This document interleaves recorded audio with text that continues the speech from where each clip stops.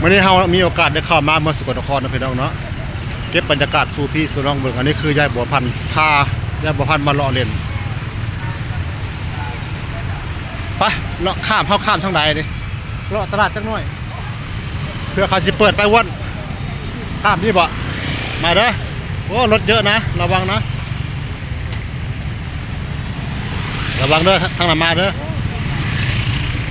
รถเยอะรถเยอะมาเพ่มาเพ่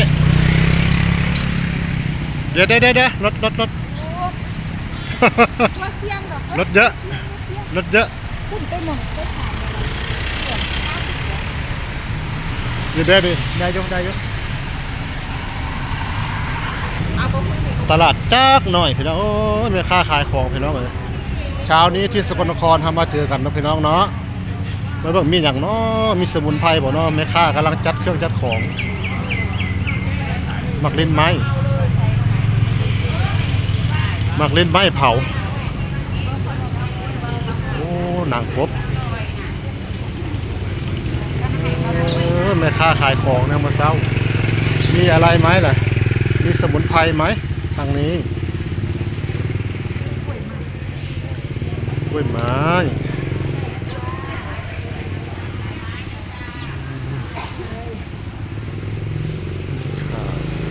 โอ้แม่ค้ามาเจอกันอีกแล้วแม่ค้าสวัสดีมีอะไรบ้างเนี่ยมีอะไรบ้าง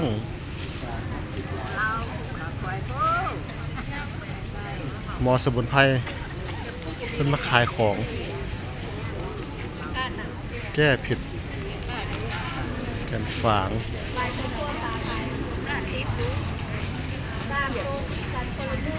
เผือก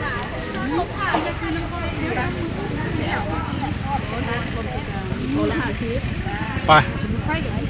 สมุนไพรมีคนเดียวไปละต้องพ้นเพื่อเจอ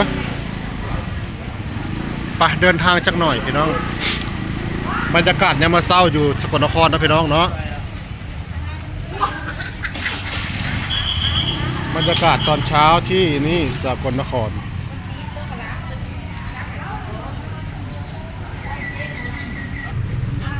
อ้าวขายดีๆคุณยายขายดีๆขายดีๆจะได้ยังวันมาลิ้นไหมเอาจัก2-3หน่วย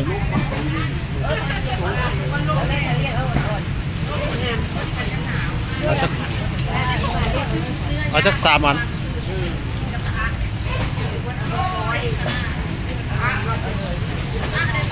ซื้อบางเล่นไม้เอาไว้ไปเฮ็ดสมุนไพรน้ำไปกินพร้อมเพื่อนน้องแซ่บเป็นยาสมุนไพรน้ำเด้อเลยซื้อซอยไม่ค่าจักหน่อย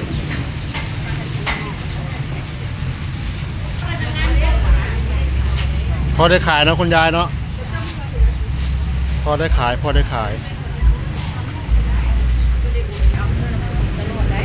นหลายเลยพี่น้องยักย่างยากจังหน่อยนะพี่น้องเนาะเดินลำบากนิดนึงคนหลายมาเด้อมันไทยบ่เคยมาเที่ยวตลาดสกลนครก็ขอเชิญเด้อมีฮอตเฮ็ดหูหนูพี่น้องเฮ็ดหูหนูเฮ็ดหูหนูเพิ่นว่าตลาดสกลนครมีทุกอย่างขายพี่น้อง